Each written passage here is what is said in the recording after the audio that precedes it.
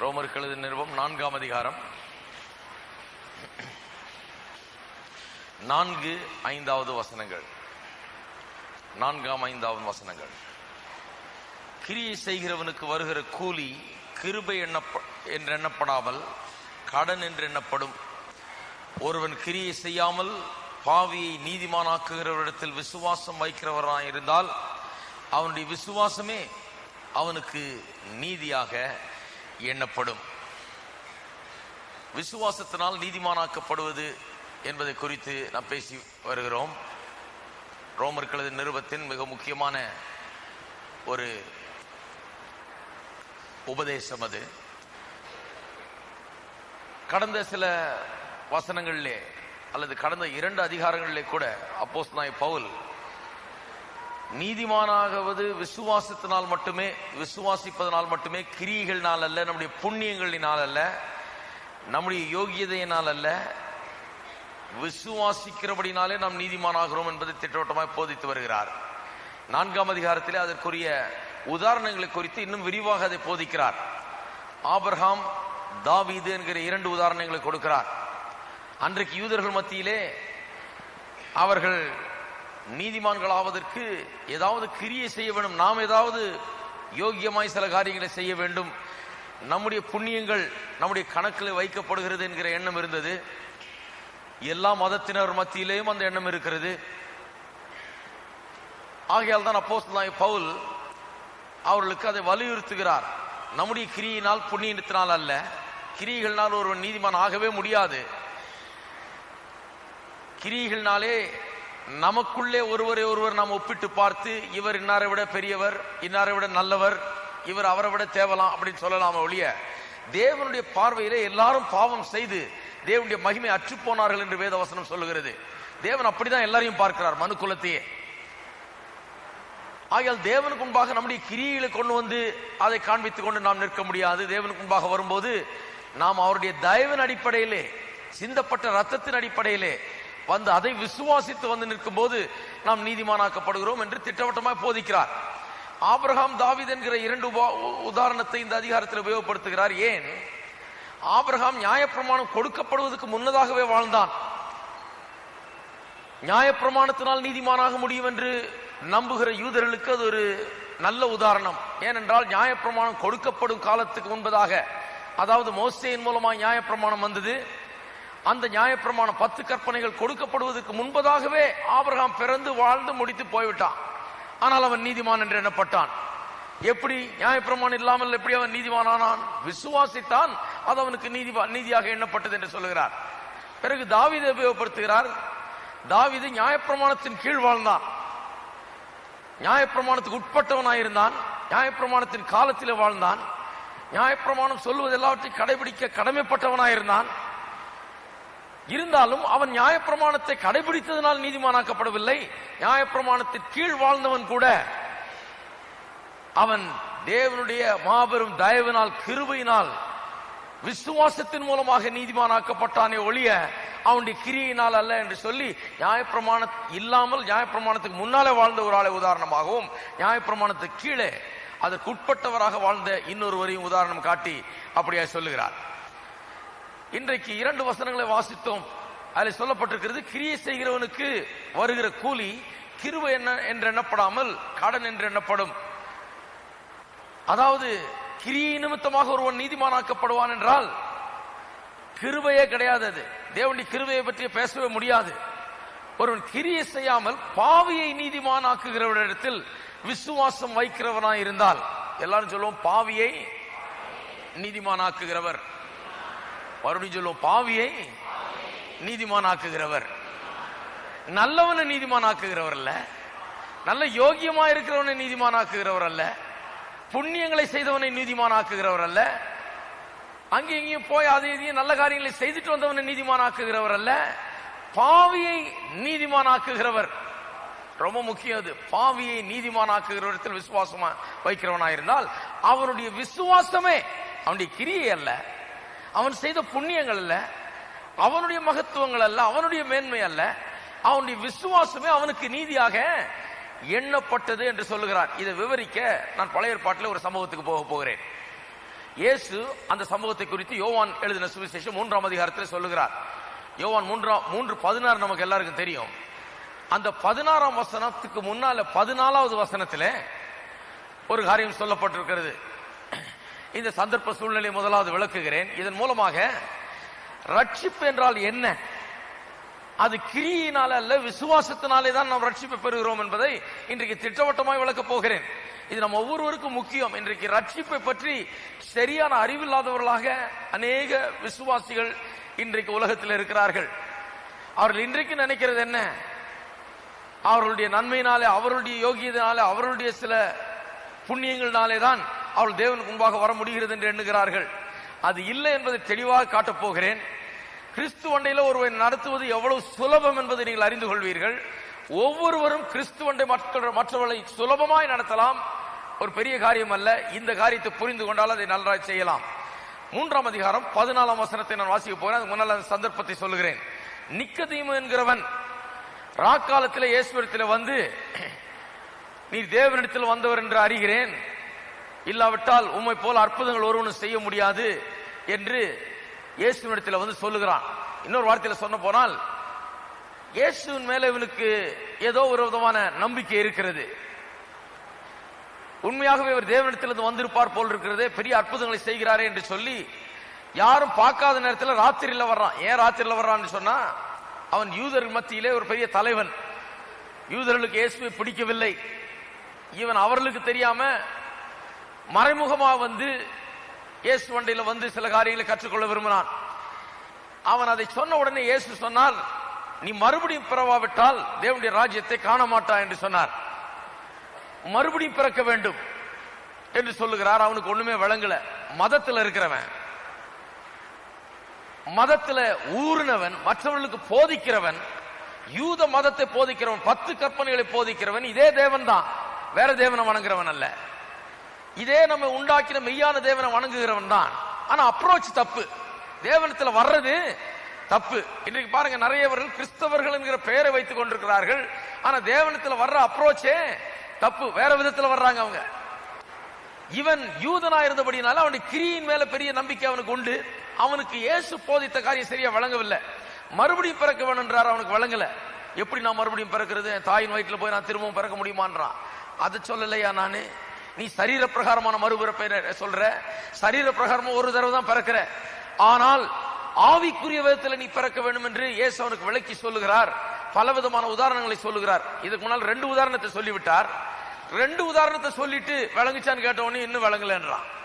3வது கடைசியா ஒரு உதாரணத்தை சொல்லுகிறார். அந்த உதாரணத்தை தான் 14ஆம் வசனத்தில் வாசிக்க போகிறோம். 3வது என்ன உதாரணம் சொல்லுகிறார்,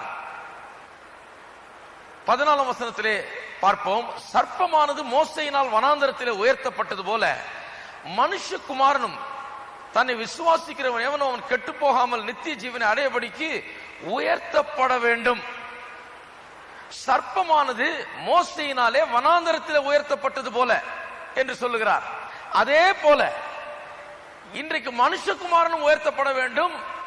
உயர்த்தப்படும் போது அவரை விசுவாசிக்கிறவன், அதான் 16ஆம் வசனம், தேவன் தம்முடைய ஒரே பேரான குமாரனை விசுவாசிக்கிறவன், எல்லாம் சொல்லுங்க, விசுவாசிக்கிறவன், விசுவாசிக்கிறவன், விசுவாசிக்கிறவன், விசுவாசிக்கிறவன் எவனோ அவன் கெட்டு போகாமல் நித்திய ஜீவனை அடையும்படிக்கு அவரை தந்தருளி இவ்வளவாய் உலகத்தை அன்பு கூர்ந்தார் என்று சொன்னார். எல்லாமே இந்த விசுவாசிக்கிறதெல்லாம் அடங்கி இருக்குது. இயேசுவை பார்த்து விசுவாசிப்பதில் தான் ரட்சிப்பு அடங்கி இருக்கிறது என்பதை அவனுக்கு விளக்குகிறார். நீ மறுபடியும் பிறக்க வேண்டும் என்றால் உன்னுடைய மதத்தெல்லாம் கொஞ்சம் கீழே இறக்கி வச்சுட்டு, உன்னுடைய கோட்பாடுகள் கொள்கைகள் எல்லாம் கீழே இறக்கி வைத்து விட்டு, உன்னுடைய புண்ணியங்கள் உன்னுடைய மேன்மைகள் எல்லாவற்றையும் கீழே இறக்கி வைத்து விட்டு அவரை விசுவாசிக்க வேணும், அவ்வளவுதான். அந்த விசுவாசித்தால் போதும் என்று சொன்னாலே ஜனங்களுக்கு நம்ப முடியல. அது எப்படியா போதும்? நம்ம ஜனங்க வந்து இந்த மலைக்கு போய் அங்கே ஏறிட்டு வா, இத்தனை நாள் விரதம் இரு, இந்த குளத்துல முழுகிட்டு வா, உனக்கு வெள்ளியில இதை செய்து போடு, தங்கத்துல இதை கொண்டு வா, இவ்வளவு பணம் செலுத்து, இவ்வளவு அதை பண்ணு இதை பண்ணுன்னு சொன்னா ரொம்ப சந்தோஷமா போய் செய்கிறவர்கள் இருக்கிறார்கள். ஏனென்றால் நான் ஏதோ ஒண்ணு பண்ணேன், என்னுடைய ரட்சிப்புக்காக, என்னுடைய விமோச்சனத்துக்காக நான் ஏதோ ஒன்றை செய்தேன் என்று அவர்களுக்கு அதுல ஒரு பெரிய அபார நம்பிக்கை. ஆஃப்டர் ஆல் நான் ஒரு நல்லவனாச்சேன், மற்றவனை போல இல்லையே, நான் குடிச்சிட்டு ரோட்லயா உருண்டுட்டு இருக்கிறேன், நான் நல்லவன், என்னால சில புண்ணியங்களை செய்ய முடியும், இந்த புண்ணியங்களை செய்து தேவனுடைய ரட்சிப்பை நான் அந்த புண்ணியத்தின் நிமித்தமாக பெற முடியும் என்று அவர்கள் சுலபமாக ஏற்றுக்கொள்வார்கள். 5000 பேரை இயேசு போஷித்தார். போஷித்து முடிச்ச உடனே அடுத்த நாள் அந்த பக்கம் போயிட்டார், அக்கறைக்கு. அங்க போனா எல்லாம் படகுல ஏறிட்டு அவர் பின்னால ஓடி வர்றான், எல்லாம் தேடிட்டு வர்றான். எல்லாம் தேடிட்டு வந்தோன்னு இயேசு சொல்றாரு, அழிந்து போகிறது ஆகாரத்துக்காக நேற்று சாப்பிட்டீங்க, வயிறு நிறைஞ்சது, 5 அப்பம் 2 மீனை வச்சு நல்லா ஃபுல்லா சாப்பிட்டு 12 கூட மீந்தது. வயிறு நிறைஞ்சதுனால போட்டை கிட்ட பிடிச்சி இன்னைக்கும் போய் அங்கேயே போயிடுவோம், பிரமாதமா இருந்ததுயா மீன், அந்த அப்பமும் ரொம்ப ஜோரா இருந்தது, அங்கேயே போயிடுவோம் வந்திருக்கிறீங்க. வயிறு நிரப்புறதுக்கு வந்திருக்கீங்க, அழிந்து போகிற ஆகாரத்துக்காக இப்படி பாடுபடுறீங்க, நானே ஜீவ அப்பம் என்று சொன்னார். அப்படின்னா என்ன அர்த்தம்? அழிந்து போகிற ஆகாரம், இன்னைக்கு இருக்கிற பசிய சில மணி நேரங்களுக்கு அடக்கிறதுக்காக ஆகாரத்தை மட்டும் நான் கொடுக்கல, அதுக்கு மேலாக உங்களுடைய ஆத்தும பசியை அடக்க, உங்களுடைய ஆவிக்குள்ளாக இருக்கிற பசியை அடக்க, ஆவிக்குள்ளாக பசிதாகமா இருக்கிறார்கள் ஜனங்கள். தேவனை அறிய வேண்டும், தேவனை கண்டடைய வேண்டும், தேவனை எப்படியாவது நான் கண்டுபிடிக்க வேண்டும், அவரோடு ஒன்று சேர வேண்டும். மெய்யான தேவன் யார், அவர் இருக்கிறாரா, அவர் இருந்தால் நான் அவரிடத்தில் போய் சேர வேண்டும் என்று மக்களுக்குள்ள ஒரு பசியும் தாகமும் இருக்குது அந்த ஆவியில. அந்த பசி அடக்கும்படியாய் நான் வந்திருக்கிறேன். ஆகையால் தான் அவர் ஜீவ அப்பம் என்று சொன்னார். நான் கொடுக்கிற இந்த அப்பத்தை சாப்பிட்டா உங்களுக்கு பசியே எடுக்காதுன்னாரு. உடனே எல்லாம் கேட்டாங்க, ஐயோ அப்ப நான் அந்த அப்பம் வேணும்யா, என்ன செய்யணும் நாங்கள் அந்த அப்பத்தை பெறுவதற்கு, நாங்கள் என்ன செய்ய வேண்டும்? என்ன கேள்வி பார்த்தீங்களா? நான் என்ன செய்ய வேண்டும்? அந்த பணக்கார ஐஸ்வர்யம் வந்து அது அவனும் அதான் கேட்டான், நித்திய ஜீவனை பெறுவதற்கு நான் என்ன செய்ய வேண்டும்? எல்லாம் சொல்லுங்க, என்ன செய்ய வேணும்? இதுதான் மதம். மதம் என்ன சொல்லுது? நான் என்ன செய்யணும் சொல்லு. விரதம் இருக்கணுமா? நான் இருக்கிறேன். மொட்டை அடிக்கணுமா? நான் அடிக்கிறேன். மலைக்கு போகணுமா? நான் போறேன். குளத்துக்கு போகணுமா? போறேன். இல்ல வேளாங்கண்ணி போயிட்டு வரணுமா? போயிட்டு வர்றேன். இல்ல இந்த பக்கம் எங்கேயாவது போயிட்டு வரணும், நடந்தே போகணுமா? போறேன். உருண்டுகிட்டே போகணுமா? போறேன். என்ன செய்ய வேண்டும்? என்ன செய்ய வேண்டும் என்கிறது தான் கேள்வி. மதம் அது. என்ன செய்ய வேண்டும்? நான் என்ன செய்ய வேண்டும்? அதான் அவன் கேட்டான். இந்த ஜனங்க கேட்கிறாங்க, நாங்கள் என்ன செய்ய வேண்டும்? பதில் என்ன தெரியுமா? இந்த அப்பத்தை பெறுறதுக்கு நாங்க என்ன செய்ய வேண்டும் கேட்டதுக்கு பதில், பிதாவானவர் அனுப்பினவரை விசுவாசிக்க வேண்டும். அவ்வளவுதான் பதில். அவங்களுக்கு சீப்போன் ஆயிடுச்சு. என்னடா பெரிய கேள்வி கேட்டா நான் என்ன செய்ய வேண்டும்னு கேட்கிறேன். ஏதோ இவர் இன்னொரு 10 கற்பனையை கொடுப்பாருன்னு பார்த்தேன். இவர் ஏதாவது இன்னொரு கூட 2 சேர்த்து 12 கற்பனையை ஒரு டசனா கொடுப்பாருன்னு பார்த்தேன். லிஸ்ட் இன்னும் கொஞ்சம் நீளும்னு பார்த்தா இவர் எல்லாத்தையும் சுருக்கி ஒரே சென்டென்ஸ்ல முடிச்சிட்டாரு. பிதாவானவர் அனுப்பினவரை நீ விசுவாசித்தால் போதுன்னாரு. அவங்களுக்கு சீன் ஆயிடுச்சு. நாங்க எப்பேற்பட்ட மதத்திலிருந்து வர்றோம், நாங்க எப்பேற்பட்ட ஆட்கள், நாங்க எப்பேற்பட்ட புண்ணியங்களை செய்யறோம், எங்களுக்கு எவ்வளவு பெரிய புஸ்தகம் இருக்குது, எங்களுக்கு எவ்வளவு பெரிய கட்டளைகள் இருக்குது. இந்த 10 கட்டளையை விரிச்சு 100கணக்கான கட்டளைகள் எழுதிட்டாங்க. எல்லாம் உபகட்டளைகள். அதுக்கு அந்த உபகட்டளைகளுக்கு உபகட்டளைகள் இப்படி போட்டு எழுதி வால்யூமா எழுதி சுமக்க முடியாத பாரத்தை சுமந்துட்டு இருக்கிறாங்க மதத்துல. அவங்களுக்கு இயேசு நீ விசுவாசித்தால் போதும்னு அவங்களுக்கு இது ரொம்ப டூ சிம்பிளிஸ்டிக், இது ரொம்ப சாதாரணம். இது என்ன விசுவாசித்தா போதுன்றாரு? இது என்ன? அது எப்படி விசுவாசித்தால் போதும்? விசுவாசிப்பதை தவிர மனுஷனுக்கு வேற எதுவும் செய்ய முடியாது. ஆகையால் தான் விசுவாசித்தால் போதும் சொல்லுகிறார். அதைத்தான் இப்ப விளக்க போகிறேன். ஏன் இங்கே விசுவாசித்தால் மட்டும் போதும் என்று சொல்லப்பட்டிருக்கிறது? ஏன் நம்ம ஒண்ணும் செய்யறதுக்கே இல்லையா? செய்யவே கூடாதா? செய்ய முடியாது. ஆகையால் தான் விசுவாசித்தால் போதும் என்று சொல்லுகிறார். அதுக்கு தான் அந்த உதாரணம் சொல்லுகிறார். நிக்கதேமுக்கு அதை வலியுறுத்த விரும்புகிறார். விசுவாசிச்சா போதும், நீ ஒண்ணும் செய்ய வேணாம், விசுவாசி. அது எப்படி சொல்றது? ஒரு உதாரணம் சொல்றார். மோசே வெண்கல சர்ப்பத்தை வனாந்தரத்திலே உயர்த்திருந்தது போல மனுஷகுமாரன் உயர்த்தப்பட வேண்டும், அவரை நோக்கி பார்க்கிற யாவரும் ரட்சிப்பை பெறுவார்கள். அதாவது விசுவாசிக்கிற யாவரும்.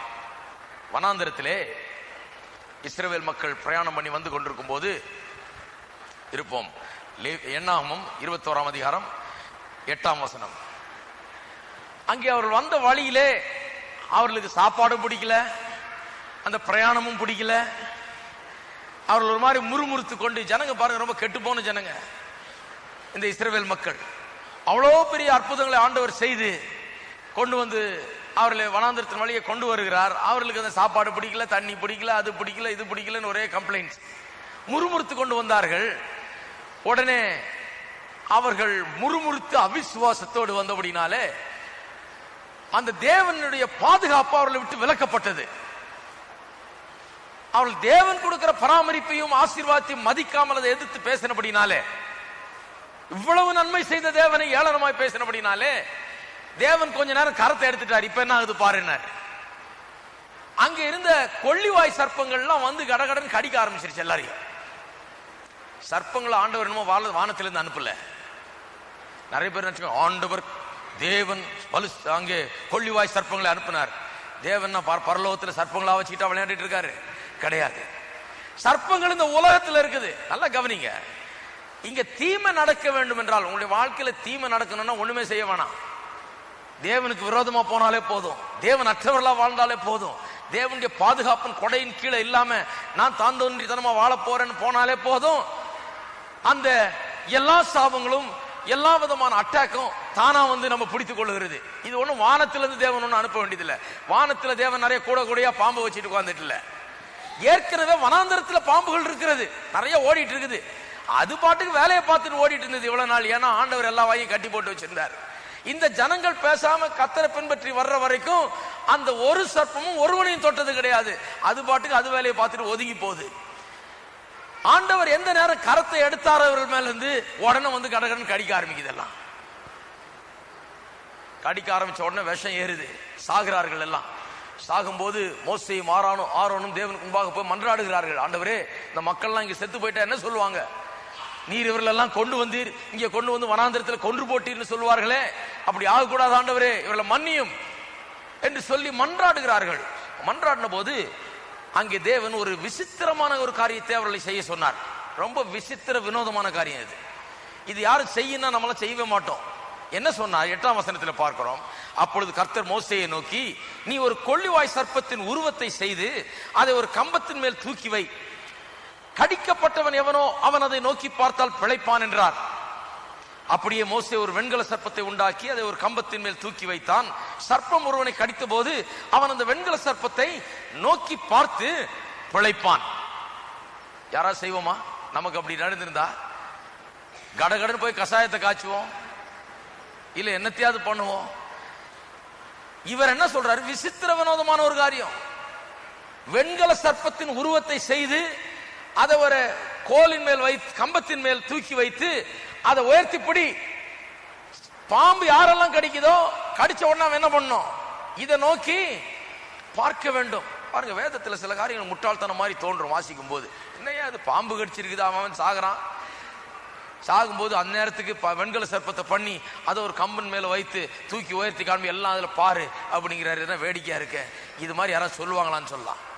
வேதத்தை புரிந்து கொள்ள வேண்டும் என்றால் மீட்பின் அந்த சத்தியத்தை வைத்து தான் வேதத்தை புரிந்து கொள்ள முடியும். இயேசு கிறிஸ்துவின் மூலமாக வருகிற மீட்பு, அதுதான் அதனுடைய வேதத்தின் மையப்பொருள். பாருங்க, ஆபிரகாமை கொண்டு போய் ஈசாக்கு போய் பலியிடுனார் ஆண்டவர். இதை வச்சுக்கிட்டு அந்த காலத்துல என்னென்ன சொன்னாங்கன்றீங்க. ஆண்டவர் பாருங்க, ஆபிரகாமின் விசுவாசத்தை சோதித்தார், அவன் விசுவாசிக்கிறானா இல்லையா என்று சோதித்து பார்க்கிறார். நீயும் இன்றைக்கு விசுவாசிக்கிறியா இல்லையான்னு சோதி. ஆண்டவருக்கு அவ்வளவு தெரியாது? அந்த காலத்திலே பாருங்க, இதெல்லாம் நான் யோசிப்பேன். என்ன ஆண்டவர் எனக்குள்ள விசுவாசம் இருக்குதா இல்லையான்னு சோதிக்கிறார். ஏன் ஆண்டவருக்கு ஒன்றும் தெரியாம இருக்கிறாரா? அவர் சர்வ ஞானி என்று சொன்னால் எனக்கு விசுவாசம் இருக்குதா என்னன்னு அவருக்கு நல்லா தெரியும். அவர் ஒண்ணு என்னை சோதிச்சு பார்த்து விசுவாசம் இருக்குதான்னு ஒண்ணு கண்டுபிடிக்க வேண்டியதில்லை. அதை வச்சுக்கிட்டு என்னென்ன பேசுறாங்க, என்னென்ன விளக்கம் கொடுத்தாங்க. விளக்கத்துல குழம்பி போய் எப்படா நம்மளை சோதிக்க போறாரு, நம்ம பிள்ளைய கொண்டு போய் பலியிட சொல்ல போறார் போல இருக்கு. பைத்தியக்கார ஆண்டவர் திடீர்னு ஏதாவது எக்கு தப்பா செய்ய சொல்லுவார் போல இருக்கு. நம்ம மாட்டிக்க கூடாது. ரொம்ப அதான் ரொம்ப நான் அந்த காலத்துல நினைக்கிறது, ரொம்ப இந்த மாதிரி டெடிகேட்டடா போக கூடாதுங்க. ரொம்ப ஆண்டவரை பின்பற்றினா திடீர்னு போய் உன் குமாரனை பலியிடுவாரு, இந்த மாதிரிலாம் செய்வாரு.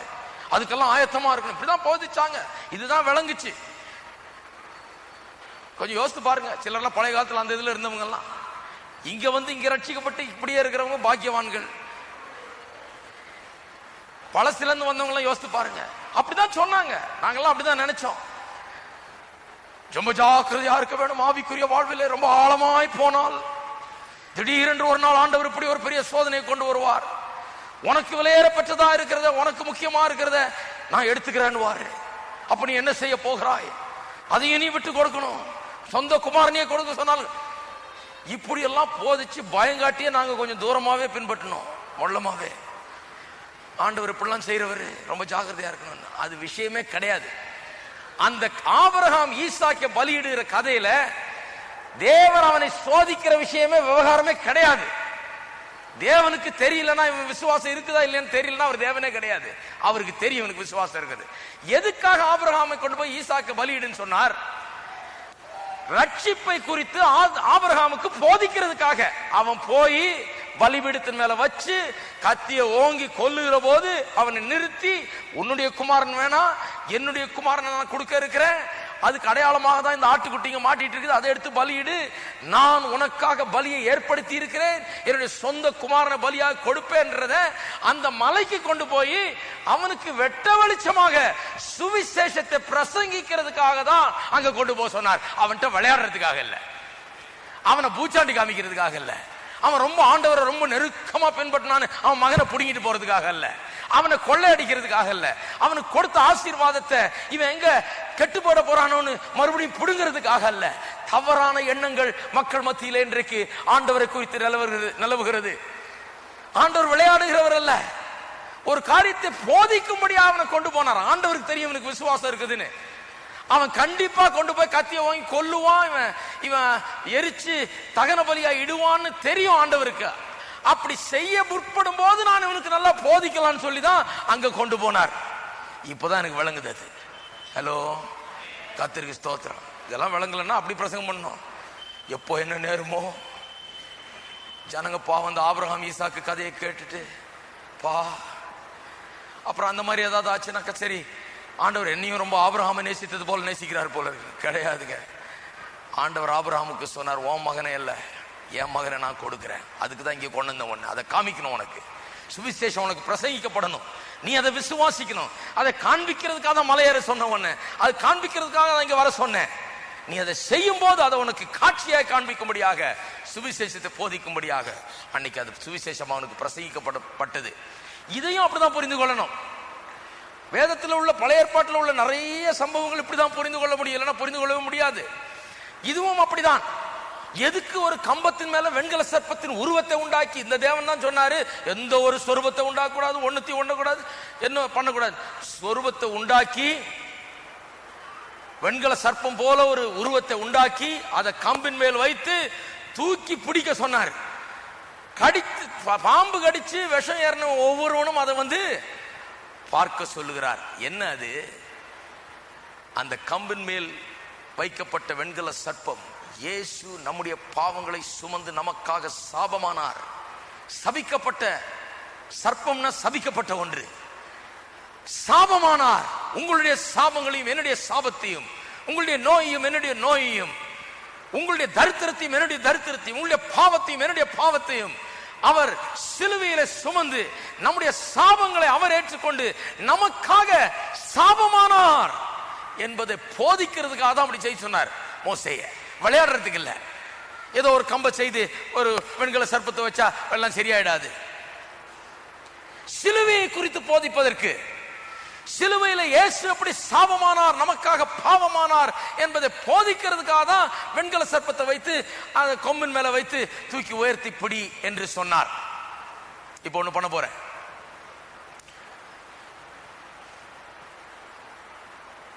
ஜனங்கள் என்னென்ன தாங்களா செய்திருப்பார்கள் இப்படிப்பட்ட ஒரு சூழ்நிலையில என்பதை நாம் ஆராய்ந்து பார்த்தால் நமக்கு இந்த ரட்சிப்பினுடைய தன்மை விளங்கும். அந்த உயர்த்தப்பட்ட வெண்கல சர்ப்பத்தை கொஞ்சம் நாம் எண்ணி பார்ப்போம். பாம்பினால் கடிக்கப்பட்ட ஜனங்கள் சாதாரணமாக என்னென்ன செய்வார்கள்? முதலாவது என்ன பண்ணுவாங்க? போய் ஏதாவது மருந்து தேடுவாங்க. மருந்து, மூலிகை, கஷாயம், எதையாவது அந்த காலத்துல என்னமாவது கிடைக்குமா, என்னத்தையாவது போட்டு கட்டு என்னத்தையாவது பண்ணுவோமா என்று தேடுவார்கள். தேவன் அவர்களை போய் பாம்பு கடித்தவரெல்லாம் போய் மருந்து தேடுங்கன்னு சொல்லல. பாம்பு கடிச்சவெல்லாம் விஷம் ஏறி செத்து கொண்டிருக்கிறான், அவனை போய் மருந்து தேடுன்னு சொல்ற. மருந்து தேடுகிறது என்பது மனுஷனுடைய செயல், மனுஷனுடைய முறை. அவர் என்ன சொல்லுகிறார்? மருந்து தேடவனா என்னை நோக்கி பார் என்று சொல்லுகிறார். என்ன மனுஷன் தனக்கு ஒரு பாதிப்பு ஏற்படும் போது, பாம்பு கடிச்சது போல ஒன்று ஏற்படும் போது உடனடியாக அதற்கு ஏதாவது ஒரு பிராயச்சித்தத்தை தேடுவது மனுஷனுடைய செயல்.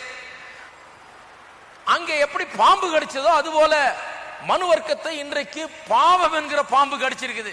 எல்லாருக்கும் விஷம் ஏறி இருக்குது. எல்லாரும் இந்த பாவம் என்கிற பாம்பினால் கடிக்கப்பட்டு விஷம் ஏறி செத்து கொண்டிருக்கிறார்கள். அப்படி செத்து கொண்டிருக்கிறவர்கள் தான் என்ன பண்ணார்கள்? பலவிதமான மதங்களையும் மார்க்கங்களையும் உண்டு பண்ணார்கள். அவர்களுக்கு உள்ள குத்துது, நான் பாவி, நான் பாவின்னு சொல்லுது. நான் பாவினா இப்ப என்ன பண்ணணும்? என் முடியை கொடுக்கணுமா? நான் கொடுக்குறேன். நான் பாவினா என்ன பண்ணணும்? இங்க இருந்து உருண்டுகிட்டே போகணுமா, நடந்துகிட்டே போகணுமா? நான் போறேன். நான் பாவினா என்ன பண்ணணும்? என்ன அடிச்சுக்கணுமா? நான் அடிச்சுக்கிறேன். நான் என்ன சவுக்கால அடிச்சுக்கிறேன், என்ன வேணா பண்ணிக்கிறேன். இவர்களுக்கு உள்ள பாவி என்கிற அந்த எண்ணம் இவர்களை குத்துகிறது, இவர்களை வாட்டுகிறது. ஒவ்வொரு மனுஷனுக்குள்ளயும், எல்லா மனுஷருக்குள்ளயும். நான் யாரும் குறிப்பிட்ட ஒரு கூட்டத்தை பேசல, நான் எல்லா மனுஷரையும் பாவ உணர்வு குத்துகிறது. ஆகையால் அவர்களுக்கு பிராயச்சித்தத்தை தேடுகிறார்கள். எல்லா மதமும் ஒரு விதத்தில் தேடுகிறார்கள். எல்லா மதமும், கிறிஸ்தவர்களும் சேர்த்துதான் சொல்றேன் நான். கிறிஸ்தவத்தையும் மதமாக்கிட்டாங்க. இப்போ எல்லாரும் ஒரு விதத்தில் தேடுறாங்க பிராயச்சித்தத்தை. எல்லாருக்கும் சம்பிரதாயங்கள், சடங்காச்சாரங்கள் உண்டு. எல்லாரும் மாம்சத்தை ஒடுக்குறாங்க. என்னன்னா விரதம் எடுக்கிறாங்க. என்னத்துக்கு விரதம் இருக்கிற? சுத்திகரிக்கிறதுக்கு. நான் பாவி, நான் எப்படியா சுத்திகரிக்கிறேன்.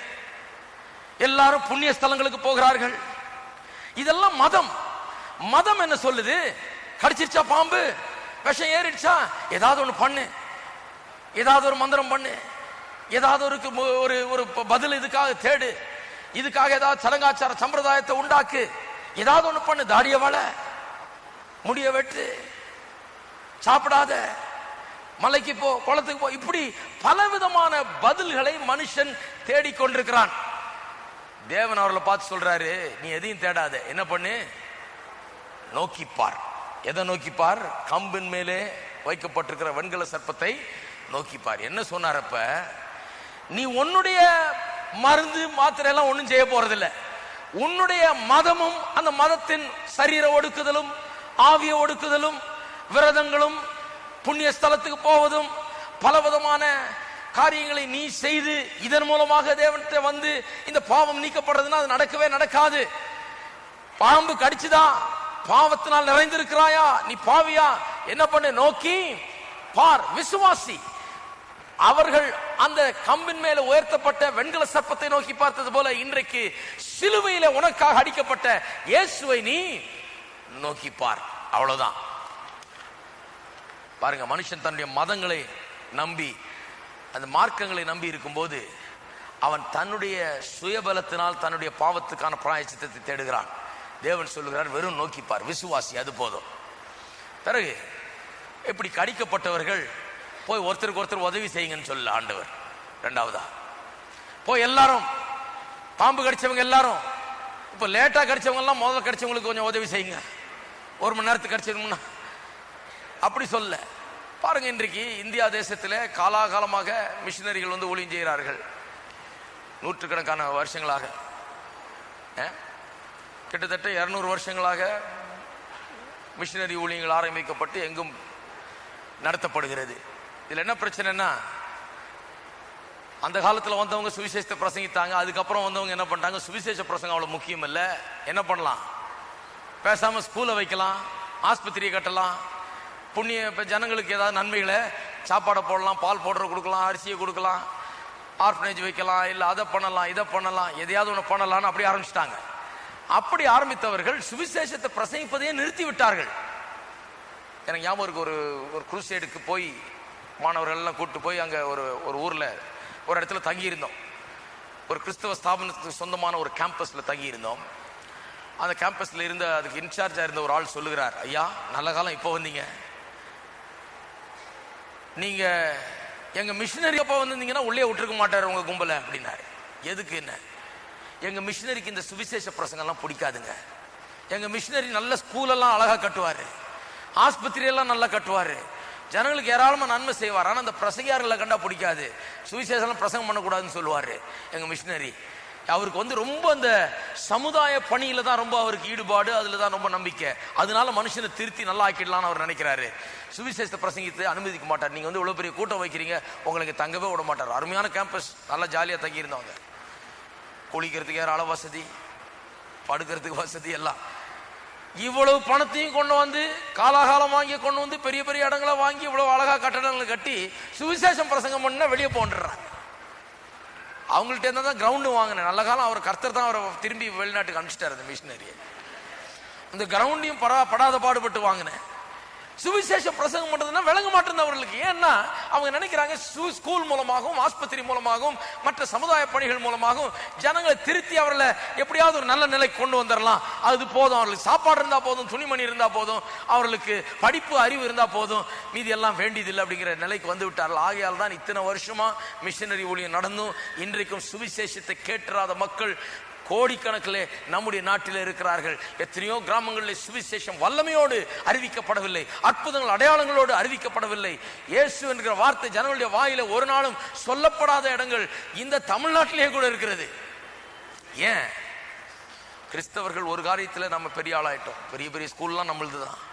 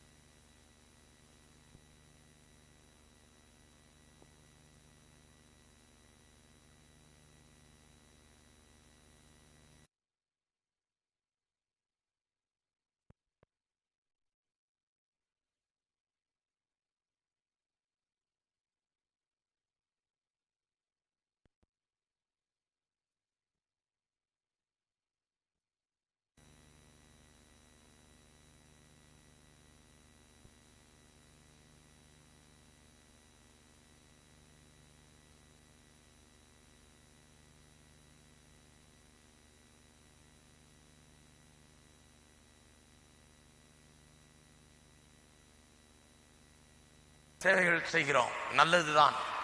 ஆனால் யோசித்து பாருங்க, வனாந்தரத்தில் எல்லாருக்கும் பாம்பு கடிச்சிருக்குது. பாம்பு கடிச்சவன் ஒருத்தனுக்கு ஒருத்தன் உதவி செய்யறதுனால என்ன ஆக போகுது? எல்லாரும் சாக போறாங்க, அவ்வளவுதான். ஹலோ, மனுக்குலமே பாவியா இருக்கிறது. பாவியா இருக்கிறவனுக்கு வெறும் துணிமணி உடைய கொடுத்து, சாப்பாடை கொடுத்து, அவனுக்கு பால் பவுடர் கொடுத்து, அவனுக்கு அரிசியை கொடுத்து, அவன் ஆர்பனேஜ்ல வச்சு அவன் ஆளாக்குனா அவன் நல்லா வளர்ந்து நேரம் நரகம் தான் போறான். செலவழிச்ச கோடிக்கணக்கான பணமும், அவனுக்கு கொடுத்த மருந்தும், அவனுக்கு கொடுத்த நல்ல வாழ்க்கை எல்லாம் வீணா போகிறது. ஏனென்றால் ஒருவன் இந்த உலகம் முழுவதும் ஆதாயப்படுத்திக் கொண்டாலும் தன் ஆத்மாவை நஷ்டப்படுத்தினால் அவனுக்கு லாபம் என்ன? ஒரு லாபமும் கிடையாது.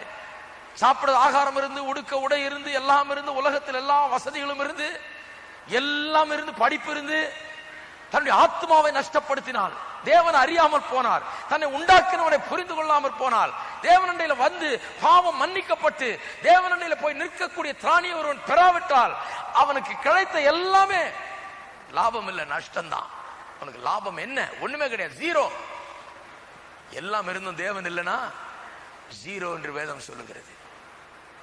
சோசியல் ஒர்க் எல்லாம் நல்லதுதான், ஆனால் அது மனுஷனுடைய பிரச்சனைக்கு நிரந்தரமான தீர்வு கிடையாது. நிரந்தரமான தீர்வு எப்பங்க ஏற்படுது? சுவிசேஷத்தை பிரசங்கிக்கும் போது. சோசியல் ஒர்க் எல்லாம் இந்த வேட்டி சட்டை கொடுக்கறது தான். ஆனால் நிரந்தரமான தீர்வு எப்போ வருது மனுஷனுக்கு? அவன் ரட்சிக்கப்படும் போது, அவனுடைய குற்ற உணர்வு நீங்கும் போது, தன்னுடைய தேவனை அறிந்து கொள்ளும் போது, அந்த தேவனுடைய வல்லமையினால் வாழும் போது இந்த உலகத்தில் அவன் சிறந்து வாழ முடிகிறது, பிரச்சனைகளை மேற்கொள்ள முடிகிறது, ஜெயிக்க முடிகிறது, முன்னேறி செல்ல முடிகிறது. அவனுக்கு விசுவாசம், தைரியம் எல்லாம் ஏராளமா இருக்குது. அதுக்கப்புறம் உங்க உதவி அவனுக்கு தேவை கிடையாது. சுவிசேஷத்தை பிரசங்கிப்பதுதான் பிரதான பணி.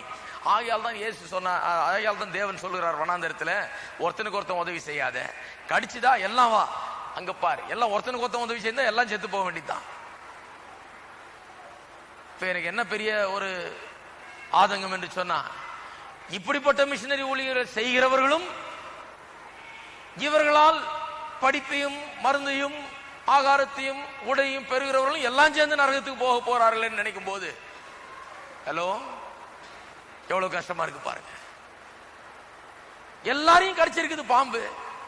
தேவன் சொல்றாரு எல்லாரையும் வந்து நோக்கி பார்க்க சொல், ஒருத்தருக்கு ஒருத்தர் உதவி செய்ய வேணாம். மூன்றாவது, சர்ப்பங்கள் வந்து கடித்து விஷம் ஏறினவர்கள் சர்ப்பத்தை போய் பிடிச்சு அதை எப்படியாவது சாகடிக்க முயற்சி செய்யுங்கன்னு சொல்லல ஆண்டவர். என்ன சொல்ல? போய் அந்த சர்ப்பத்தெல்லாம் போய் அடி. ஒரு கமிட்டி ஆர்கனைஸ் பண்ணி கடகடன்னு ஒரு ஆர்கனைசேஷனை உண்டாக்கி சர்ப்பத்தை அடிக்கிற கமிட்டி எல்லார் கையிலும் கோலை கொடு, துரத்திட்டு ஓடுங்க, பாம்பு அங்கங்க பாக்குற இடம் அடிங்க அப்படின்னாரா? கிடையாது. நோக்கி பார், அவ்வளவுதான். இன்றைக்கு ஜனங்க என்ன பண்ணுவாங்க? இந்த மாதிரி ஒரு ஊரெல்லாம் பாம்பு கடிச்சதுன்னா எல்லாம் ஆர்கனைஸ் பண்ணி ஓடி போய் கடகடன்னு அதுக்கு பிரான்ச் ஆரம்பிச்சு அங்கங்க மெம்பர்ஷிப் ஃபீ கலெக்ட் பண்ணி அவன் பாம்பு கடிச்சு செத்துக்கிட்டு இருப்பான். நீ மெம்பர் ஆகிறியாப்பா? 10 ரூபா மெம்பர்ஷிப் வருஷத்துக்கு. என்ன மெம்பர்ஷிப்புங்க? பாம்பை கொள்ற ஆர்கனைசேஷன் நாங்க. இனிமே பாம்பு கடிக்காம நாங்க பாத்துக்கிறோம், இருக்கிற பாம்பெல்லாம் நாங்க ஒழிச்சிடுறோம். ஆனா நீ செத்துருவ, ஒண்ணும் பண்ண முடியாது. ஆனா நாங்க ஆண்டவர் அப்படி செய்ய சொல்ல, பாம்பை போய் அடிச்சுட்டு இருக்க சொல்ல, பாம்பை போய் பிடிச்சி கூட போட்டு கொண்டு வான்னு சொல்லல. பாருங்க, வேதத்துல ஒரு இடத்துலயாவது பாவத்தை எதிர்த்து போராட வேண்டும் என்று எங்கேயுமே சொல்லல. அதாவது இந்த பாவ செயல்களை, அக்கிரமங்களை, உலகத்தில் நடக்கிற அக்கிரமான செயல்களை இவங்களை நம்ம போய் எதிர்த்து போராட சொல்லல. ஏன்னா எதிர்த்து போராடி பிரயோஜனம் கிடையாது. இருக்கிறீங்களா? எல்லாரும் பாவ சுவாபத்தால் நிறைந்து கிடக்கிறான், அப்படிதான் செய்வான். அப்படித்தான் அது. அவனுடைய உள்ள அப்படி இருக்கிறது, அவனுடைய இருதயம் அப்படி இருக்கிறது. அவனை போய் எதிர்த்து போராடுறதுனால ரத்தம் சிந்துதல் தான் ஏற்பட போறத ஒழிய அவன்கிட்ட ஒரு பெரிய மாற்றம் ஏற்படாது. அமெரிக்காவில் பாருங்க, இதெல்லாம் புரியுறது. அமெரிக்காவில் நிறைய கிறிஸ்தவங்க நல்ல எண்ணத்தோட இருக்கிறாங்க. அவங்க நாங்க இந்த பாவ காரியங்களை எதிர்த்து நிற்கிறோம், அக்கிரம காரியங்களை எதிர்த்து போராட போறோம் அப்படின்னு சொல்லி எதிர்த்து போராடிட்டு இருக்கிறாங்க. போராடுறதுனால அது குறைய போகிறது இல்ல, அது எப்போ இருந்து கொண்டே தான் இருக்கும். மனுஷனை என்னைக்கு மாத்தலையோ அன்னைக்கு பாவம் நீங்கவே நீங்காது. நீங்க எதிர்த்து போராடுறதுனால பாவங்கள் குறைய போகிறது இல்ல. வேதத்தில் சொல்லுகிறது, ஏனோக்கு உதாரணத்துக்கு, ஏனோக்கு அந்த காலத்தில் வாழ்ந்தவன். அவன் பாவத்தை எதிர்த்து போராடல. அவனுக்கு சொந்தக்காரங்க எல்லாரும், அவன் கூட பிறந்தவங்க எல்லாரும், அவனுடைய சந்ததியார் அனைவருமே பாவம் செய்து கெட்டு போய் ஒரே அக்கிரமம் நிறைந்த உலகத்தில் வாழ்ந்தான். ஆனா அவன் என்ன பண்ணான்? அவன் அந்த பாவத்தை குறித்து சொல்லி, அந்த பாவத்துக்கு வருகிற தண்டனையை குறித்து சொல்லி பிரசங்கித்தவர்களை எச்சரித்தான். அவ்வளவுதான். அதன் மீது வரப்போற தண்டனை குறித்து தீர்க்க தரிசனமாய் உரைத்தான். அவ்வளவுதான் ஒழிய பாவத்தை குறித்து இவனால ஒண்ணும் செய்ய முடியாது. பிரசங்கிக்க தான் முடியும். இந்த பாவத்துக்கு தண்டனை வருகிறது என்று சொல்லதான் முடியும். அதே போலதான் நோவாவின் காலத்தில் அக்கிரமம் மிகுந்து கிடந்தது. சந்ததியே அக்கிரமத்தில் மூழ்கி கிடந்தது. நோவா போய் பாவத்தை எதிர்த்து போராடல. அவர் பேசாம ஒரு பேழையை கட்ட ஆரம்பிச்சாரு. அவர் பேழையை கட்டி அவரும் தன்னுடைய குடும்பத்தாரும் பத்திரமா அந்த வெள்ளத்திலிருந்து காக்கப்பட்டார்கள். மோசேயும் பாவத்தை எதிர்த்து போராடல. ஆனா ஒரே ஒரு தடவை தான் அவன் போராடினான். அந்த பெரிய வினயம் வந்து முடிஞ்சிருச்சு. அது ஒரு முறை ஒருவன் இன்னொருத்தனை கொல்லுகிறத பார்த்து அவர்களை போய் கண்டிக்க போய் கடைசியில் அந்த கொன்னவனை கொண்டு போட்டான். ஒருவனை கொன்றபடினாலே, கொலைக்கு எதிராக நின்று இவன் ஒரு குற்றத்தை செய்தபடினாலே ஊரை விட்டே ஓட வேண்டியதா போயிடுச்சு. பிறகு பல ஆண்டுகளுக்கு முன்பதாக பிறகு கர்த்தர் அவனுக்கு போதித்து, அவன் ஒளிந்து கொண்டிருந்தவனை, எகிப்தை விட்டு ஓடி போய் 40 வருஷமா ஒளிந்து கொண்டிருந்தவனை மறுபடியும் ஆண்டவர் கொண்டு வந்தார். வேற மாதிரி வந்தான். இப்போ வேற மாதிரி வந்தான். இப்ப போய் யார் யார் கொலை செய்யறாங்களோ அவங்கள நான் கொலை செய்ய போறேன்னு வரல. யார் யார் திருடுறாங்களோ அவங்க கையை வெட்டிட போறேன்னு வரல. ஏன்னா அது பதில் கிடையாது. நிறைய மதங்கள் அப்படி நினைச்சிட்டு இருக்காங்க, அது பதில் கிடையாது. யார் யார் பாவம் செய்யறாங்களோ அவங்களெல்லாம் உடனே நான் கூப்பிட்டு தண்டிக்க போகிறேன் அப்படின்னு சொல்லி வரல. அவன் வந்த பிறகு வேற ஆளாக வருகிறான். மோசே எப்படிப்பட்டவனாக வருகிறான்? கட்டளை ஆண்டவர் தரார். 10 கட்டளை ஜனங்களுக்கு கொடுக்கிறான். அந்த 10 கட்டளைக்கு முன்பாக எல்லாரும் குற்றம் சாட்டப்பட்டவர்களாக நிற்கிறார்கள். எல்லாரும் குற்றவாளிகள் ஆக்குகிறது அந்த 10 கட்டளை.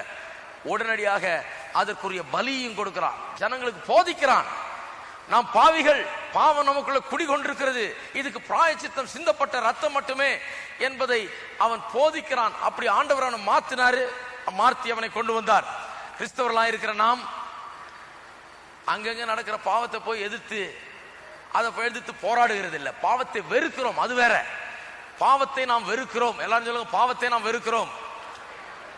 எபிரேயர் 1ஆம் அதிகாரத்துக்கு திருப்போம். இயேசுவே நமக்கு அதுக்கு முன்மாதிரியா இருக்கிறார். எபிரேயர்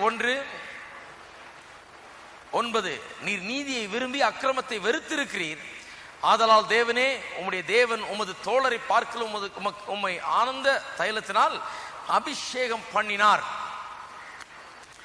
பாருங்க, இயேசு பாவத்தை வெறுத்தார்.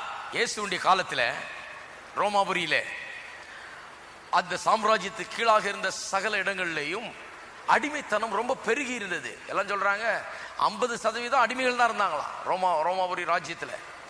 50% அடிமைகள். அடிமைத்தனம் எவ்வளவு பொல்லாத ஒரு காரியம், எவ்வளவு அக்கிரமம் அது. ஆனா இயேசு அதை பற்றிலாம் ஒரு காலம் பேசவே இல்லை. இதை பற்றி பேசி ஒன்னும் ஆக போறது இல்லை. இவன் மனுஷன் தீயவனா இருக்கிற வரைக்கும் அவன் அப்படித்தான் இருப்பான். அடிமைத்தனத்தை பற்றி பேசி ஒண்ணு பெருசா ஒரு பதில் கிடைக்க போகிறது இல்லை.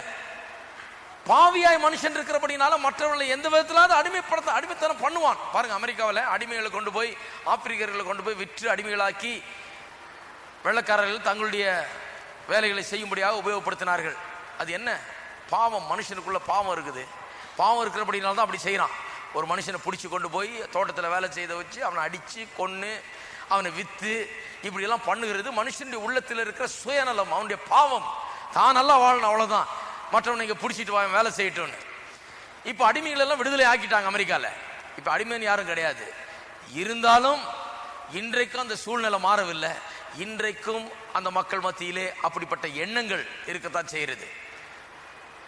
இவர்களுக்கு குறைவா சம்பளம் கொடுப்பாங்க, எப்படியாவது குறைவா சம்பளம் கொடுத்து அதிக வேலை வாங்கலாம் அப்படின்னு தான் நினைக்கிறாங்களே ஒழிய, எப்படியாவது தங்களோடு சமமாக அவர்களை வாழ வைக்க வேண்டும் என்று நினைக்கிறது இன்றைக்கு கூட ஒரு அபூர்வம் தான். மனுஷனுக்குள்ள பாவம் இருக்கிற வரைக்கும் இவைகளெல்லாம் போக்கவே முடியாது. ஆகையால் தான் இயேசு அதை குறித்தெல்லாம் ஒன்றும் சொல்லவே இல்லை. அந்த பாவத்தை வெறுத்தார். ஆனால் அது சரின்னு சொல்லல. ஆனால் அவைகளை எதிர்த்து அவர் போராடவில்லை. ஏனென்றால் அவைகளை வெறுத்தார்.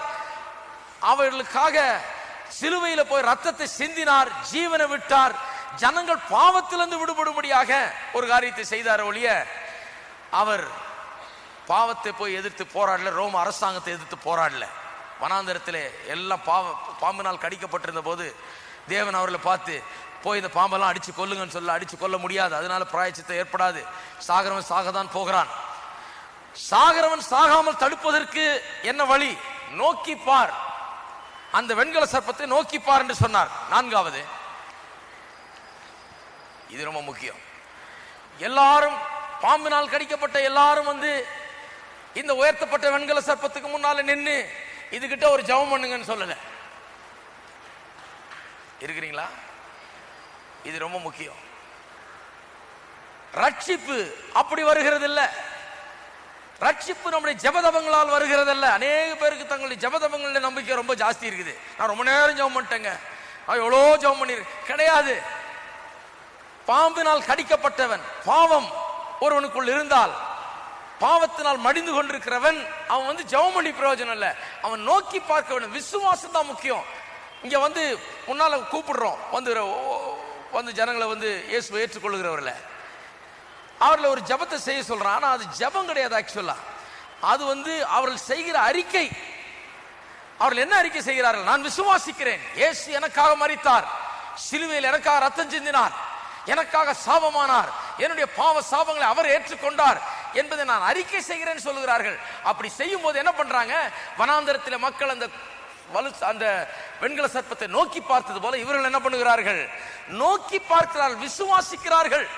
உங்களுடைய ஜெபத்தினால உங்களுக்கு ரட்சிப்பு கிடைக்கிறது இல்ல, விசுவாசத்தினால தான் ரட்சிப்பு கிடைக்கிறது. நீங்க எவ்வளவு நேரம் ஜெபித்தீங்க, எப்படி ஜெபித்தீங்கன்னு கிடையாது. உங்களுடைய ஜெபத்துக்கு ரட்சிப்புக்கு சம்பந்தமே கிடையாது. நீங்கள் விசுவாசிப்பதனால், இயேசுவை நோக்கி பார்ப்பதனால், அவர் எனக்காக மரித்தார், ஜீவனை விட்டார், ரத்தம் சிந்தினார், என்னிடத்தில் ஒன்றுமில்லை, அவருடைய மகா பெரிய தயவு கிருபை, அதனால் நான் மீட்கப்படுகிறேன் என்று சொல்வதுதான் ரட்சிப்பு. சிலர் சொல்லுவாங்க, ஜெபம் பண்ணு, தேவனே பாவியாகி எனக்கு இறங்கும் என்று. தப்பு. பாவியாகி எனக்கு இறங்குமே என்று சொல்ற ஜெபம் அது ரட்சிப்புக்கு பண்ண முடியாது. சிலருக்கு ஆச்சரியமா இருக்கு, என்னையா அதை போய் தப்புன்ட்டீங்க, பாவியாகி எனக்கு இறங்கும்னு சொல்ல முடியாது. எப்படி இறங்குவாரு? எப்படியாவது இறங்குன்னு சொல்ற ஜெபம் தப்பு. எப்படியாவது என் பாவத்தெல்லாம் கண்ணு காணாம விட்டுருன்னு சொல்லி தப்பு. அப்படி விட மாட்டார் ஆண்டவர். பாவத்தின் சம்பளம் மரணம், பாவம் செய்கிற ஆத்மா சாகவே சாகும். ஆகையால் எப்படியாவது எனக்கு இறங்குன்னு சொல்ற ஜெபம் தப்பு. எப்படி சொல்லணும்? தேவனே எனக்கு இறங்கும், பாவியாகி எனக்கு இறங்கும்னு அல்ல. பாவியாகிய என்னுடைய பாவங்களை உம்முடைய விலையேற பெற்ற ரத்தம் எனக்காக சிந்தப்பட்டது, அந்த ரத்தத்தின் நிமித்தமாக என்னை மன்னியும். சிலுவையிலே இயேசுவுக்கு நேர்ந்த மரணத்தின் நிமித்தமாக என்னை மன்னியும். எப்படியாவது எனக்கு இறங்கும் அல்ல. உரிமையோடு கேட்கலாம். இயேசுடைய பாவங்களை சுமந்து தீர்த்தபடினாலே, என்னுடைய பாவங்கள் அவர் மீது வைக்கப்பட்டபடினாலே, அவர் எனக்காக பாவமானபடினாலே என்னை நீர் மன்னியும், என்னை நீர் ஏற்றுக்கொள்ளும், நான் உம்மிடத்திலே வருகிறேன். இருக்கிறீங்களா? பாவியாக எனக்கு இறங்கும் இல்ல. நான் வர்ற ஆண்டவரை நீர் என்னை ஏற்றுக்கொள்ளாம விட முடியாது. ஏன்னா இயேசுடைய பாவத்தை எல்லாம் சுமந்து தீர்த்து விட்டார். உரிமையோட வருகிறேன், அதை விசுவாசித்து வருகிறேன். என்னுடைய பாவங்கள் சிலுவையில் வைக்கப்பட்டது என்பதை விசுவாசித்து அறிக்கை செய்து வருகிறேன். அப்படி வருகிறவனை ஒருபோதும் நான் புறம்பே தள்ளுவது கிடையாது.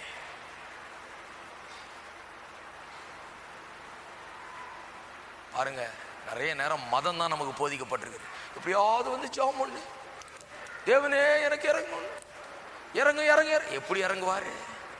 இறங்கிட்டாருங்க. அப்பவே இயேசுவை சிலுவையில போட்டு அடித்து, அவரை கொன்று, அவரை நொறுக்கி, அவரை காயப்படுத்தி, அவருடைய ஜீவனை விட்டு அவர் ரத்தம் சிந்தின போது அது நிமித்தமாக இறங்கி இருக்கிறார். நீங்க வந்து இன்றைக்கு இறங்கு இறங்கு இறங்குன்றதுனால இறங்கல.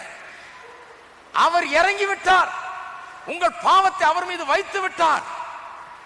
அவரை கொன்று விட்டார். அவர் சாபமானார். உங்களுடைய நோய்களை சுமந்தார், உங்களுடைய பாவங்களை சுமந்தார், உங்களுக்காக ரத்தம் சிந்தினார், பாவமானார்.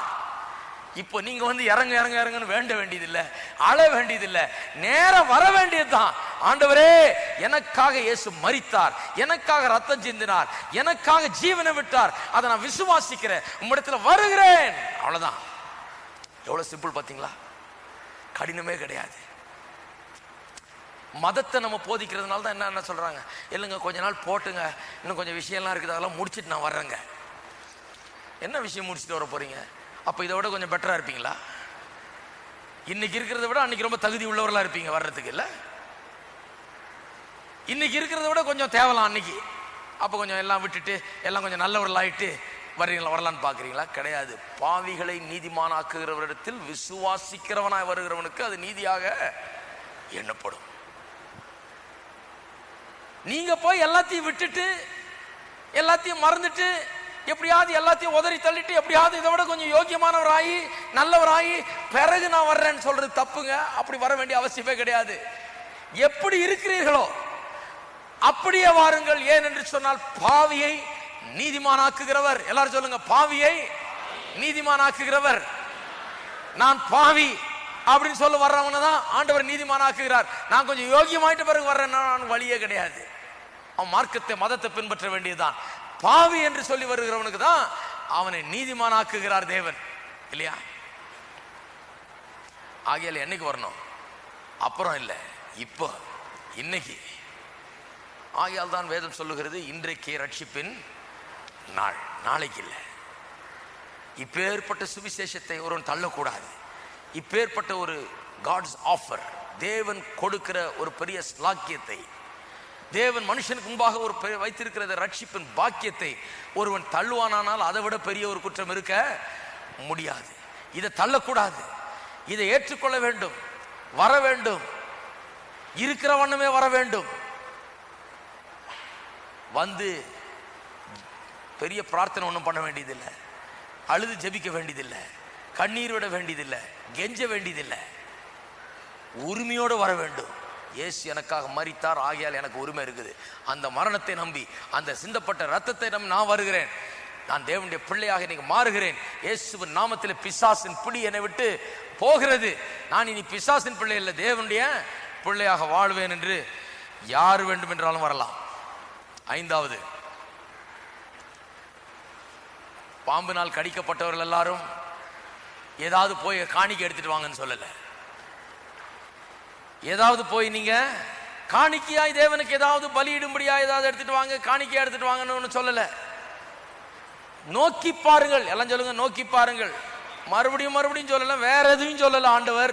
நோக்கிப்பார், கடிக்கப்பட்டு பாம்பு விஷம் ஏறி சாக கிடக்கிறாயா, நோக்கிப்பார். அன்றைக்கு அவர்கள் பாம்பு கடிச்சு சாக கிடந்தது போல இன்றைக்கு மக்கள் பாவத்திலே, பாவம் என்கிற பாம்பினால் கடிக்கப்பட்டு செத்து கொண்டிருக்கிறார்கள். அவர்களுக்கு ஒரே பதில் என்ன? நோக்கிப்பார். அவர்கள் வேற ஒன்றும் செய்ய முடியாது, ஒருத்தருக்கு ஒருத்தர் உதவி செய்ய முடியாது. இவங்க ஜெபம் பண்ண வேண்டியதில்லை, இவர்கள் அதை பண்ண வேண்டியதில்லை, இதை பண்ண வேண்டியதில்லை, பலியை கொண்டு வர வேண்டியதில்லை, பெரிய காணிக்கையை கொண்டு வர வேண்டியதில்லை.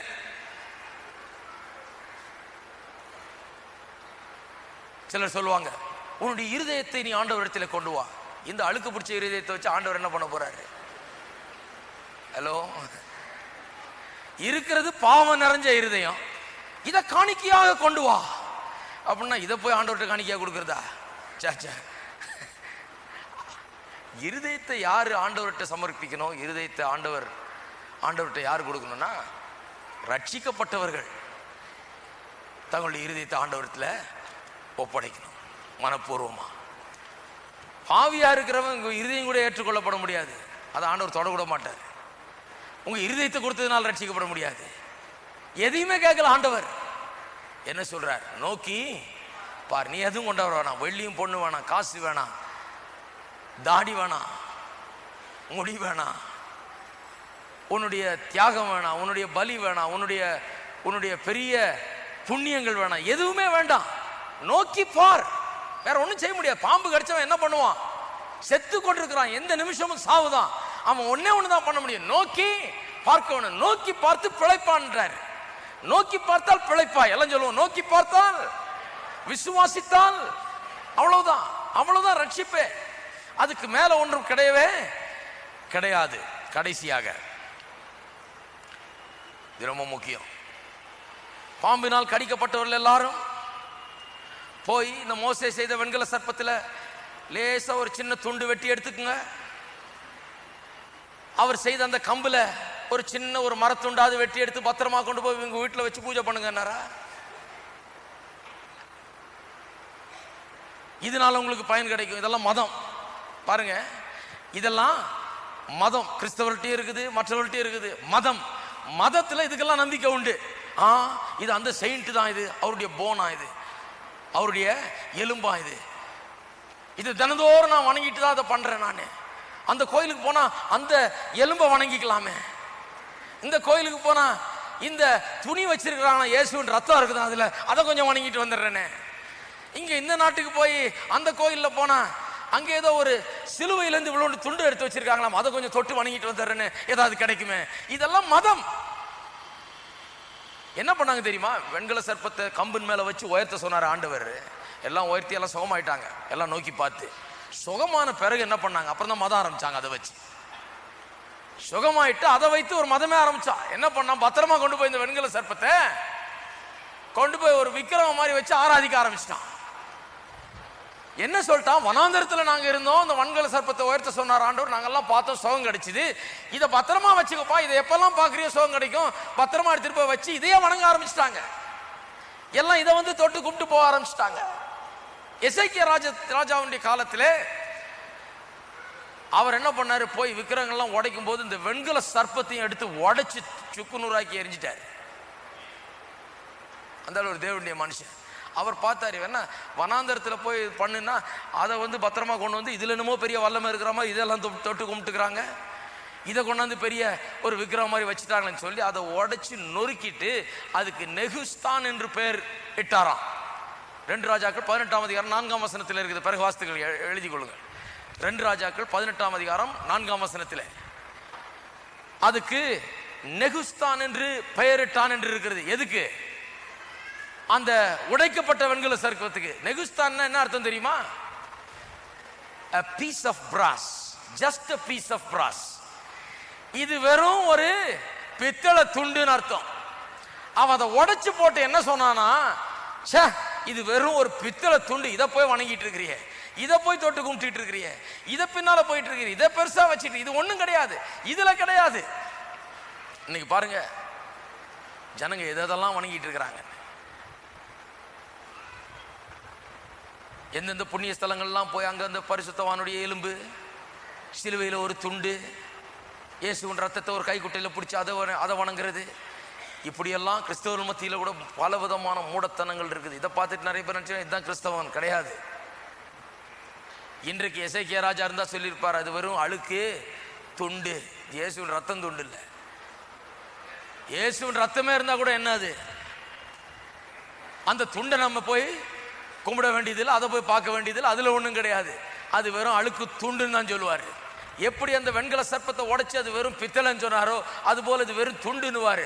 பரிசுத்தவான்களை எலும்பையே நீங்கள் கொண்டு போய் எடுத்துகிட்டு வந்தாலும் கூட, ஐயோ எவ்வளோ பெரிய பரிசுத்த பவுலுடைய எலும்பியான்னா கூட சொல்லுவார், இது வெறும் நாரி போன எலும்புன்னுவார். அவ்வளோதான்.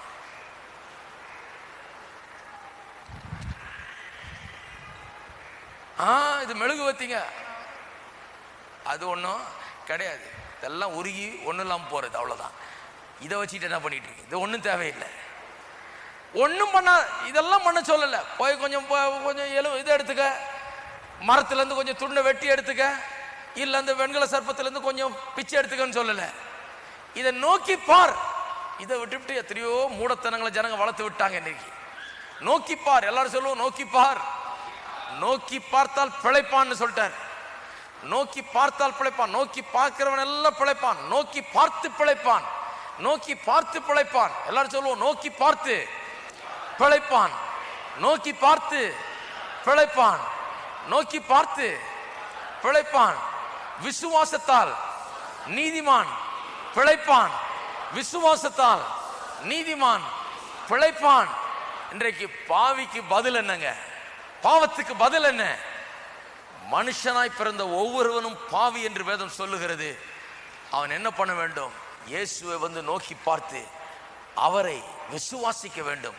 தனக்காக பாவமானார் என்பதை அவன் விசுவாசிக்க வேண்டும். அன்றைக்கு வெண்கல சர்ப்பம் அங்கே உயர்த்தப்பட்டது போல இயேசு இன்றைக்கு அடிக்கப்பட்டவராய் நொறுக்கப்பட்டவராய் நமக்காக 2000 வருஷங்களுக்கு முன்பாக ரத்தம் சிந்தி ஜீவனை விட்டார். அதை நாம் எண்ணி பார்த்து, அதை நோக்கி பார்த்து, அதை விசுவாசித்து அதன் அடிப்படையில் வரணும். நம்முடைய கிரியைகள், நம்முடைய ஜபங்கள், நம்முடைய பலவிதமான புண்ணியங்கள், நம்முடைய எல்லா விதமான மத மார்க்கங்கள் எல்லாவற்றையும் கீழே வைத்து விட்டு இயேசுவின் ரத்தம் எனக்காக சிந்தப்பட்டது, அதன் அடிப்படையில் நான் வருகிறேன். இயேசுவின் ரத்தம் என்னுடைய சகல பாவங்களை சுத்திகரித்து கழுவுகிறது. அந்த ரத்தத்தின் நிமித்தமாக நான் ஏற்றுக்கொள்ளப்படுகிறேன். ஞாபகம் இருக்கா? அந்த பெட்டியில் இருக்கிற 10 கற்பனை மனுஷனை குற்றவாளி குற்றவாளின்னு சொல்லிட்டு இருக்கிறது. மேலே இருக்கிற அக்னி குற்றவாளி மேலே விழுகிறதுக்கு பட்சித்து போடுறதுக்கு ரெடியாக இருக்குது. ரெண்டுத்துக்கு நடுவில் என்ன இருக்குது? ரெண்டுத்துக்கு நடுவில் என்ன இருக்குங்க? கிருபாசனம். அந்த கிருபாசனத்தில் என்ன தெளிக்கப்பட்டிருக்கிறது? இயேசுவின் ரத்தம். அது இந்த 10 கற்பனை, நம்ம குற்றஞ்சாட்டுகிற 10 கற்பனைய வாயை அடைக்கிறது. மேலே இருந்து நம்ம மேல விழ இருக்கிற அக்கினியை நிறுத்துகிறது. தேவனுக்கு முன்பாக நாம் பத்திரமாக நிற்க முடிகிறது. அவ்வளவுதான், வேற ஒண்ணுமே கிடையாது. இந்த ரத்தத்தை எடுத்துருங்க, இந்த கிருபாசனத்தை எடுத்துருங்க, இது பாவி இன்னும் மேலிருந்து அக்கினி வந்து பட்சித்து பஸ்பமாக்கி விடும். அவ்வளவுதான். இயேசுவின் ரத்தம், அந்த ரத்தத்தின் மூலமாக அவர் செய்த அந்த மீட்பின் கிரியின் மூலமாக தான் அவருக்கு முன்னால் வந்து நிற்க முடிகிறது. வேற எதுனாலும் கிடையவே கிடையாது. அங்கே போய் நின்றவன் ஒருவனும் வேற எதுனாலும் நிற்க முடியாது. அந்த ரத்தம், அந்த கிருபாசனம், அந்த பலியிடப்படுதல், அதுதான் இயேசு நமக்காக பலியானார், ரத்தம் சிந்தினார். நாம் இன்றைக்கு தேவனுக்கு முன்பாக நிற்கிறது இன்றைக்கும் சரி, என்றைக்கும் சரி, இன்றைக்கும் சரி, நாளைக்கு பரலோகம் போகும்போதும் சரி, நம்முடைய கிரியினால அல்ல, இயேசுடைய சிந்தப்பட்ட விலையேறப்பெற்ற ரத்தத்தினாலே நாம் அவருக்கு முன்பாக நிற்கிறோம். ஆகையால் தான் பவுல் அப்போஸ்தலன் சொல்லுகிறார், கிரியை செய்கிறவனுக்கு வருகிற கூலி கிரியை என்று எண்ணப்படாமல் கடன் என்று எண்ணப்படும். ஒருவன் கிரியை செய்யாமல் பாவியை நீதிமானாக்குகிற இடத்தில் விசுவாசம் வைக்கிறவனாயிருந்தால் அவனுடைய விசுவாசமே அவனுக்கு நீதியாக எண்ணப்படும். விசுவாசம் அதுதான் நீதியை கொண்டு வருகிறது. விசுவாசம் அதுதான் ரட்சிப்பை கொண்டு வருகிறது. எல்லாம் எழுந்து நிற்போம்.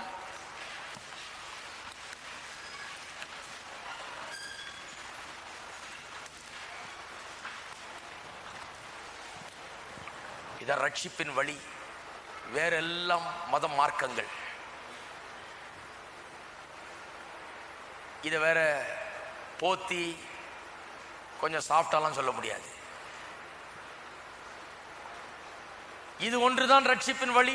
வேறெல்லாம் மதம், மார்க்கங்கள், மனுஷன் உண்டாக்கினவைகள், மனுஷனுடைய வழிகள். தேவனுடைய வழி ஒன்றே ஒன்றுதான். நம்ம கொண்டு வர்ற ஒன்றுத்தையுமே அவர் ஏற்றுக்கிற மாதிரி இல்லை. எதுவுமே தேவனுக்கு முன்னால் ஏற்றுக்கொள்ளப்பட முடியாதது. நம்மள இருக்கிற எல்லாமே ஒன்றுமே தேவனிடத்தில் ஏற்றுக்கொள்ளப்பட முடியாது. பாவிகளாக இருக்கிற நாம் எதையும் கொண்டு வந்து தேவனிடத்தில் நிற்க முடியாது. ஆகையால் தான் அவரே வந்தார் உலகத்திற்கு, தன்னுடைய குமாரனை அனுப்பினார், ஜீவனை விட செய்தார். அது ஒன்றுதான் தேவன் ஏற்றுக்கொள்ள முடியும். அந்த குற்றமற்ற தேவாட்டுக்குட்டியின் ரத்தம், அதை ஒன்று தான் தேவன் ஏற்றுக்கொள்வார். நான் இவ்வளோ நல்லவங்க, அதை தேவன் ஏற்றுக்கொள்ள முடியாது. இவ்வளோ புண்ணியம் செய்திருக்கிறேன், அதை தேவன் ஏற்றுக்கொள்ள முடியாது. இவ்வளோ நாள் இந்த மதத்தில் எப்படி இருந்திருக்கேன், அதை தேவன் ஏற்றுக்கொள்ள முடியாது. இவ்வளோ உயர்ந்த மதம், அதை ஏற்றுக்கொள்ள முடியாது. என்னுடைய உயர்ந்த கொள்கைகள், அதை தேவன் ஏற்றுக்கொள்ள முடியாது. என்னுடைய உயர்ந்த மேலான வாழ்க்கை, அதை தேவன் ஏற்றுக்கொள்ள முடியாது. ஒன்றே ஒன்று தான் ஏற்றுக்கொள்வார். இயேசுவினுடைய ரத்தம் உங்களுக்காக சிந்தப்பட்டது, அதை மட்டும்தான் ஏற்றுக்கொள்வார். எல்லாரும் தலைவணங்கி நாம் செபிப்போம்.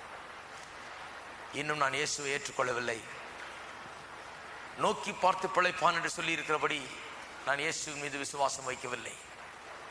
நான் இன்றைக்கு அதை செய்ய போகிறேன். பிரியமானவர்களை, நீங்கள் அனுபவிப்பீர்கள் உங்களுடைய வாழ்க்கையில.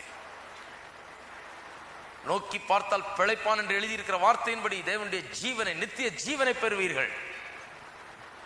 அப்படி நான் என்னுடைய மதம், மார்க்கம், என்னுடைய நம்பிக்கைகள், கொள்கைகள், என்னுடைய புண்ணியங்கள், என்னுடைய எல்லா விதமான யோகியதைகள் எல்லாவற்றையும் கீழே வைத்துவிட்டு இயேசுவின் ரத்தத்தின் மூலமாக நான் அவரிடத்தில் வர விரும்புகிறேன், தேவனிடத்தில் வருகிறேன் என்று சொல்லுகிறவர்கள் கரங்களை உயர்த்தி காண்பீங்கள். உங்களுக்கு ஜெபிக்க போகிறேன். காத்திரண்டையிலே உங்களை நடத்துகிறேன். முன்னால் வாங்க, கை உயர்த்தினவர்கள் சீக்கிரம் வாருங்கள். முன்னால் நாம் ஜெபிப்போம். சீக்கிரமாக வாருங்கள். ஸ்தோத்திரம், ஸ்தோத்திரம். கரங்களை உயர்த்துற மற்ற யாராவது இருக்கீங்களா? சீக்கிரம் வாருங்கள். மற்றவர்கள் இருந்தால் சீக்கிரம் வாருங்கள். ஜெபிக்க போகிறோம்.